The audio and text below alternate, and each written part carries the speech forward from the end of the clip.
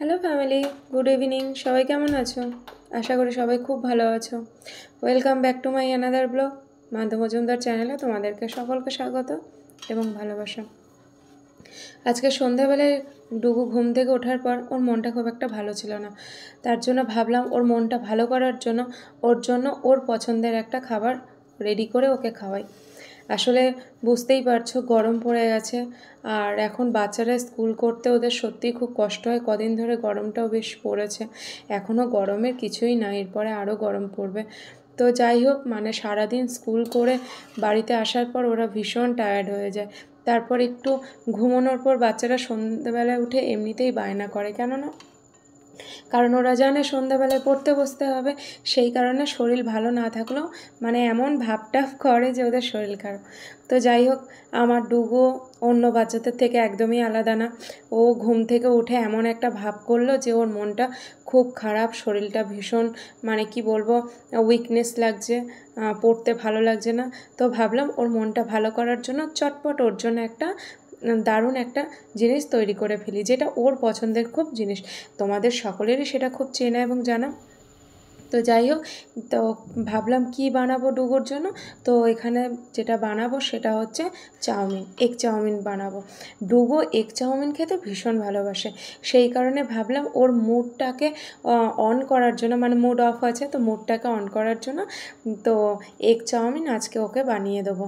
তো ভাবলাম egg chowmein আমি কি করে বানাই। আমি তো ভীষণ সহজ পদ্ধতিতে রান্না করি, যে কোনো রান্না। আর আমি যে রান্নাগুলো শেয়ার করি তোমাদের সাথে আপলোড দিই, আমি কিন্তু অত্যন্ত সহজ পদ্ধতিতে এবং বাড়িতে যা যা জিনিসপত্রগুলো থাকে সেগুলো দিয়েই কিন্তু রান্না করি। এক্সট্রা কিন্তু কোনো মশলা কিন্তু আমি অ্যাড করি না। লঙ্কা গুঁড়ো, লবণ গুঁড়ো, হলুদ যেমন আমরা ইউজ করি মধ্যবিত্ত বাঙালি পরিবারে, তো সেই রকমভাবেই কিন্তু আমি রান্না করি।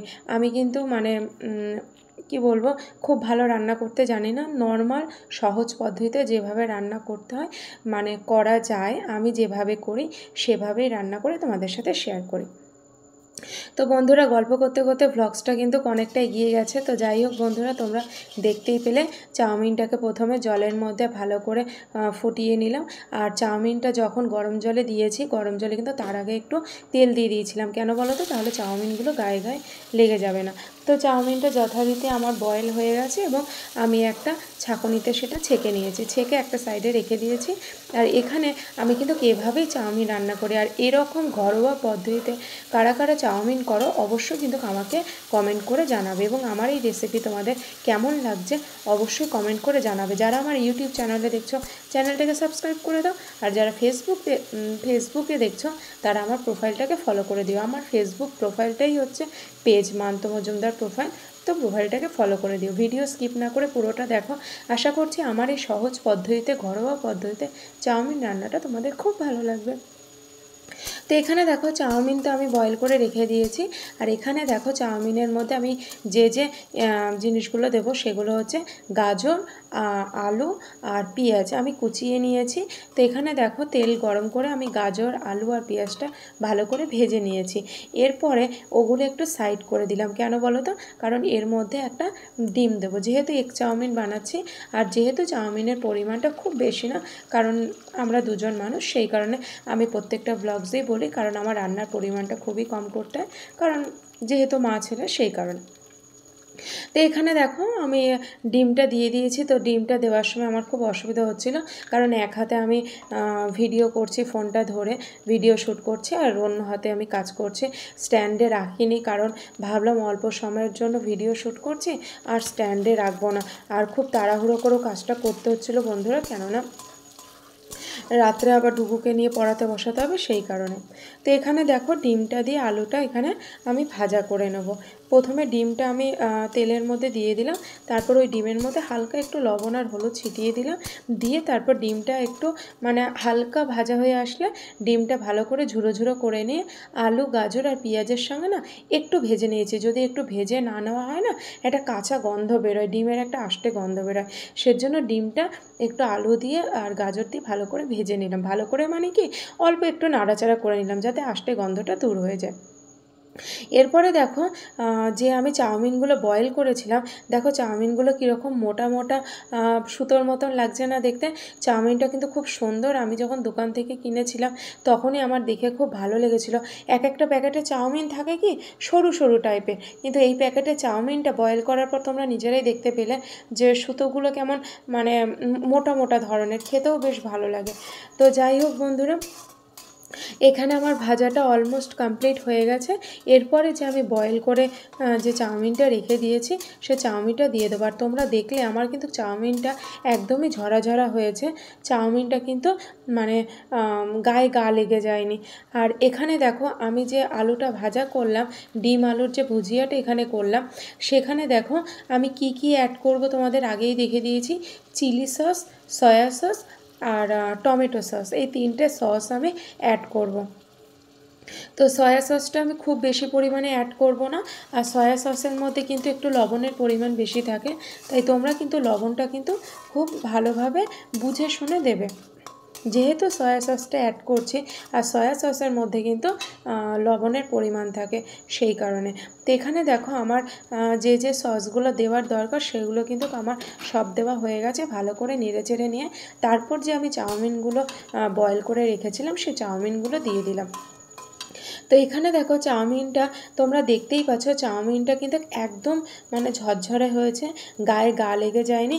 যেহেতু মানে স্ট্যান্ডে রেখে ভিডিওটা করলেই বোধহয় ভালো হতো, তাহলে তোমরা আরও ভালো করে বুঝতে পারতে। তো যাই হোক, আমি যতটা সম্ভব তোমাদেরকে দেখানোর চেষ্টা করছি। তো তোমরা দেখে বুঝতে পারছো বেশ কিন্তু রান্নাটা ইয়ামি ইয়ামি লাগছে, আর আমি মনে হয় খেতেও টেস্ট হবে, কারণ চাউমিনে তো খুব বেশি দিতে হয় না কিছু। তো যে কটা জিনিস দিয়েছি এটা দিয়েই কিন্তু আমি ঘরোয়া পদ্ধতিতে চাউমিন রান্না করি। দোকানে যে সমস্ত চাউমিনগুলো রান্না করে সেরকমভাবে কিন্তু আমি কখনো ট্রাই করিনি বাড়িতে, আমি একদম ঘরোয়া পদ্ধতিতে রান্না করি। আর যেহেতু গাজরটা ঘরে ছিল তাই গাজরটা অ্যাড করেছি। গাজরটা অপশনাল, গাজরটা তোমরা অ্যাড করতেও পারো নাও করতে পারো। আলু, পেঁয়াজ আর ডিম দিয়ে ভুজিয়া করে তারপর চাউমিনটা দিয়ে তোমরা রান্না করবে, তাতেই দেখবে খুব ভালো লাগবে। আর যদি সস থাকে তো সসটা অ্যাড করো। তো যাই হোক, আর সস না থাকলেও কোনো ব্যাপার না। তবে চাউমিনটা নামানোর আগে ওই ভিডিওটা আমার স্কিপ করা হয়ে গেছে। তো চাউমিনটা যখন পুরো রেডি হয়ে গেছে কড়াইতে না আমি অল্প একটু চিনি ছিটিয়ে দিয়েছিলাম। চিনিটা দেওয়ার কারণে চাউমিনের টেস্টটা কিন্তু অতিমাত্রায় বেড়ে যায়। তোমরা এইভাবে একবার খেয়ে দেখবে, দারুণ লাগবে। তো দেখো চাউমিনটা আমার রেডি করা হয়ে গেছে। তো প্লেটের মধ্যে এখানে দেখো ঢেলে নিয়েছি, আর দুটো প্লেটেই আমি সাজিয়ে নিয়েছি চাউমিনটা। আর মানে সাজিয়ে নিয়েছি বলতে বেড়ে নিয়েছি, আর চাউমিনের ওপরে একটু টমেটো সস দিয়ে দিচ্ছি। টমেটো সসটা আমি খেতে খুব একটা বেশি ভালোবাসি না, ডুগু খেতে ভালোবাসে, তাই ডুগুর প্লেটে একটু বেশি করে টমেটো দিলাম বলছি, দেখছো ভুলভাল কথা বলছি। টমেটো সস দিলাম, আর ডুগু টমেটো সসটা খেতে ভালোবাসে, আমার কিন্তু খুব একটা ভালো লাগে না টমেটো সসটা। তো যেহেতু মানে চাউমিনের সাথে একটু টমেটো সস দিলে ভালো লাগে তাই অল্প একটু নিলাম।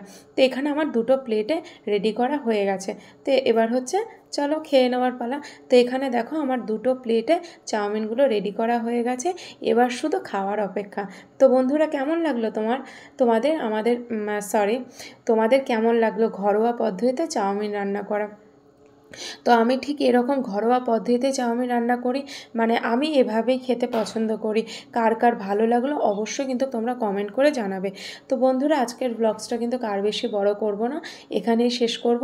আর আজকে আমার তৈরি করা ঘরোয়া পদ্ধতিতে এগ চাউমিন তোমাদের কেমন লাগলো অবশ্যই কমেন্ট করে জানাবে। তাহলে এখনকার মতো টাটা।